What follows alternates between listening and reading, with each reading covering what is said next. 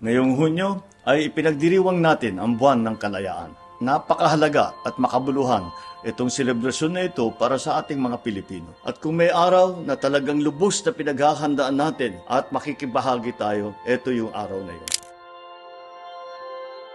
Sa nakaraang 126 na taon, hanggang ngayon, patuloy nating ipinaglalaban ang ating kalayaan. Kalayaan sa iba't ibang aspeto ng ating pagka-Pilipino. Higit dito, kalayaan sa ating teritoryo, soberanya. Kaya't walang pagod ang ating pagbabantay. Walang katapusan ang ating pakikipagpulong sa iba't ibang mga bansa upang matulungan din tayo maisulong ang ating kapakanan at karapatan. Patuloy din ang mga proyektong pangkultura para lalong mapatatag ang ating pagkakakilanlan bilang Pilipino.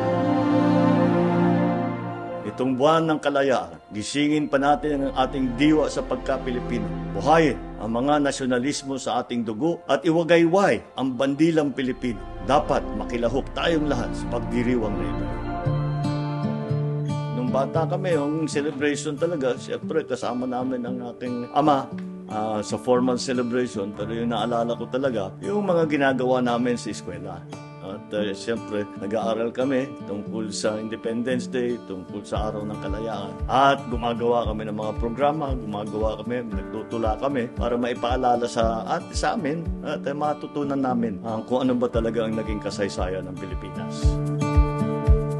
Unang-una ay dapat ipakita natin at iwagayway natin ang ating katawat para maalala din natin at lahat na makakita ang buhay ng Pilipino at ang kasaysayan ng Pilipino.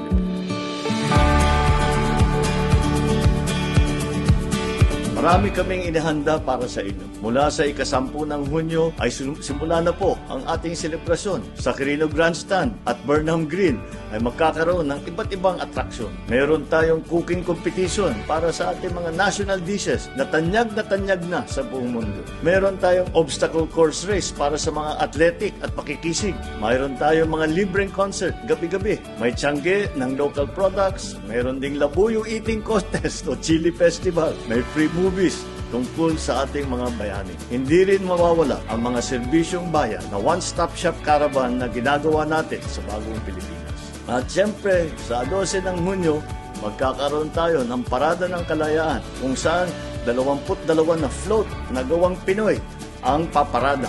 Makikilahok ang iba't ibang probinsya. At siyempre, dahil mainit at pantropiko ang panahon, magkakaroon ng concert na libre ang grupong Bini sa gabi ng June 12 pagkatapos ng parada. Kaya samahan nyo kami. Dalhin ang inyong pamilya, ang inyong mga kaibigan at higit sa lahat, ang inyong pagka-Pilipino. At makilahok sa selebrasyon ng ating ika-126 na araw ng kalayaan. Mabuhay ang bagong Pilipinas. Mabuhay ang Republika ng Pilipinas.